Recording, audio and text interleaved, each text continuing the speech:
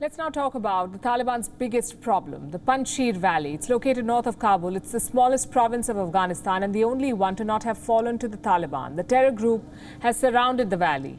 They've issued threats, deadlines, but Panjshir Valley has refused to surrender. Holding fort are some of Afghanistan's most courageous young men. They're doing what troops from 36 countries could not do. The people of Panjshir are taking the Taliban head on. Here's a report. Take a close look at these young men. Many of them look fresh out of their teens. What they are doing is something 130,000 troops from 36 countries could not do. These young men are standing their ground and fighting terror. This photo was clicked in the Panjshir Valley. It is the smallest province of Afghanistan and the only one to not have fallen to the Taliban. This valley is 113 kilometers north of Kabul. It is guarded by the Hindu Kush mountains and defended by strong and courageous Afghans. The Taliban have surrounded Panjshir from the outside. Inside it, an anti-Taliban force is ready to fight till the end. Guerrilla leaders have gathered from around the country. They are training to take on the Taliban. Also in Panjshir are government officers and some personnel from the special forces.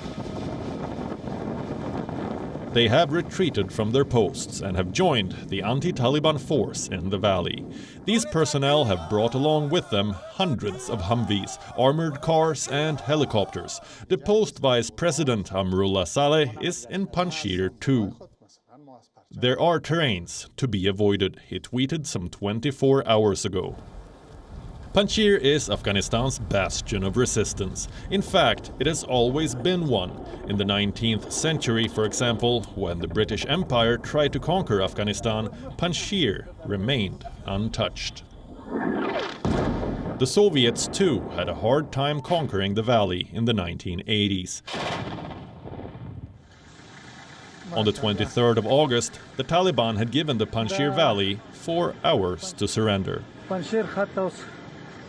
The Talib in this video had a message for the anti-Taliban force. If they surrender, then good. If not, then they will be punished. Anti-Taliban leader Ahmad Massoud says surrender is not in his vocabulary.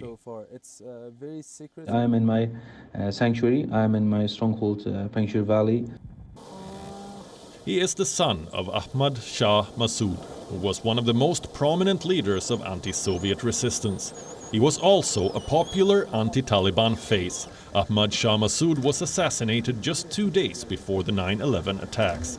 20 years later, his son has become the face of the anti-Taliban force.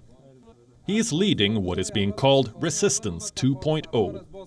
Ahmed and his men are defending Afghanistan's sovereignty after a certain superpower slipped away in the shadows of the night. What we are standing for right now, it's for the whole country. It's for sovereignty, it's for peace, it's for people, it's for inclusivity and tolerance and acceptance and moderation. Ahmed lists out those responsible for the chaos in his country. After a very bad and sickening peace deal struck between Americans and the Taliban, and that was the foundation for the mess that we are at. And Mr. Khalilzad single-handedly created this mess, and he is responsible, and he should answer to humanity and to Afghans and to everyone. The Taliban outnumber the resistance force. They also have more weaponry. But what Ahmed and his men have is the sincere will to defend their motherland. And this may just be the game changer that Afghanistan needs. Bureau Report, WION, World is One. WION is now available in your country. Download the app now and get all the news on the move.